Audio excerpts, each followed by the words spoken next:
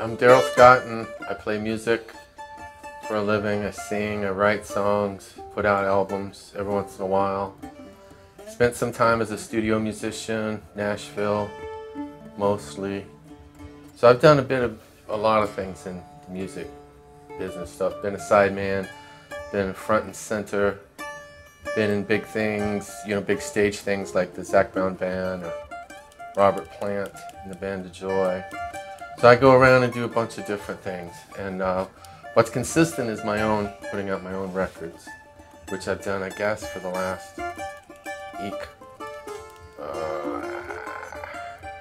24 years or so, something like that.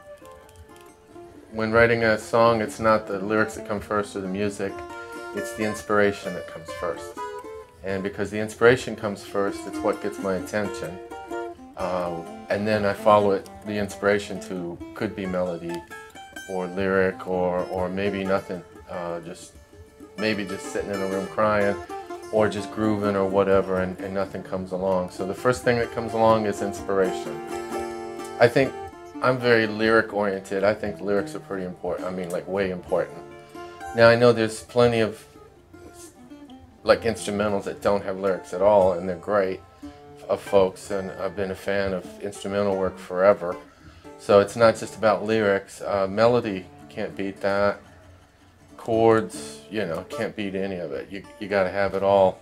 And that's the way I feel. Just anything that helps me to get the song across is what I'll try to use, whether it's melody this or that, or stylistic, or going electric instead of acoustic, or going mandolin instead of guitar, whatever. So it's all fair game to me.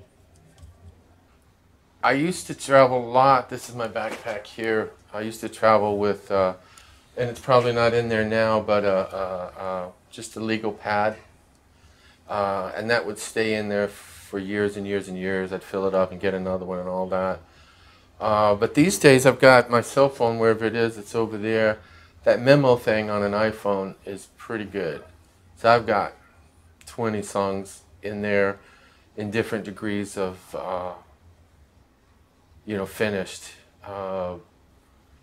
inside my memo, the memo thing on the phone.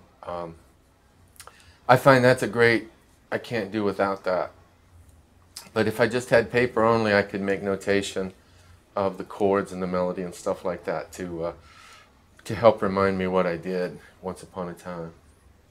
Most of my cuts have come from folks who were a fan of my recordings. Actually, they knew my recordings, and maybe they'd be management or record label or the artists who've recorded my songs, or someone. That's where they seem to have found the songs, because in almost every case I've recorded the song first and put it on my records, and I know that's where folks have gotten most of my songs. Pitching doesn't seem to work in my experience. People get pitched to, like artists and all that, get pitched to all the time. I would think people are numb to pitches, so I think pitches have never quite worked. But if they're a fan of the music, the song finds its own way into folks. One of my most recorded songs is a song called "You'll Never Leave Harlan Alive," and I wrote that not to be cut, but I wrote it about my family and trying to understand a great-grandfather of mine in family history who kind of flew the coop back in the day, probably the early 1900s. That song is a very personal song. I wrote it about trying to find out what happened to him. So it's extremely personal, and yet it's my most recorded song. And so I wouldn't call that a hit, as hit meaning a #1 song, but in terms of having most people record it, it's been a song that's been the most personal thing I've got. Again, because it's a very personal family song. I mention family names, I mention rivers and mountains and towns and all that my family directly came from. And so in my mind, I wasn't trying to write a a song for Cuts, I was writing my family story, and yet folks have wanted to say what's in that song. You know, I think it's a weird thing that happens. The more personal you get, the more universal something gets. And that sounds completely ironic and not possible, but I think it is possible, because the more personal you get, the more revealing you get, the more it's the real stuff, and people feel that and relate to the real stuff as opposed to the trumped up stuff. Not really. I don't kind of come from that point of view of wishing I wrote American Tune by Paul Simon, or American Pie by Don McLean, you know, or some of the great songs we all know. I'm trying to write a song as true to my experience as some of those songs might be to those folks' experience. That I want to do, but no, I can't think of a song I wish I'd have written and can honestly like say that. Like, oh, I wish I'd have written that. I don't have it in me. Yeah, tell the truth. You know, there's a lot of folks out there faking everything, like fake news I hear about, or faking what they think will work in the marketplace, faking their way through songs, and there's plenty of people who I guess are doing just fine doing that, but for my money, my experience, I want to hear the truth stuff. So if you're telling the truth about your world, that's the best advice I could give, because that's going to be its own reward.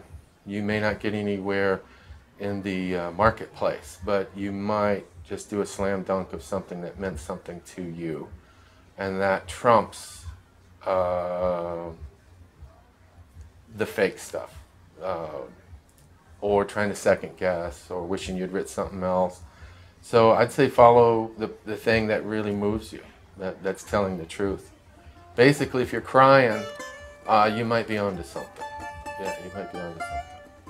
Now, you don't have to cry every time you write a song, but when you are, you might be onto something when you are crying. I've got a couple albums that I'm working on right now. I'm working at 2 simultaneous records, and they're totally different, but that just seems to be the way I work. And so I'm going to continue on those records. I'm working on them both next week, you know, separately.